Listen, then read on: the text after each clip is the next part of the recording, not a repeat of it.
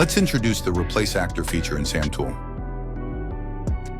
First, select the new actor in your level. Then select the level sequences you want to process. In the binding name filter field, enter the text used to identify the old binding. All bindings containing this text will be automatically replaced by the selected actor. Because Smart Duplicate is enabled, the tool automatically creates duplicated sequences and shots. This means your original assets remain untouched, and your workflow stays safe. SamTool is not limited to character replacement. You can use it to batch replace any type of actor, such as weapons, props, or FX elements.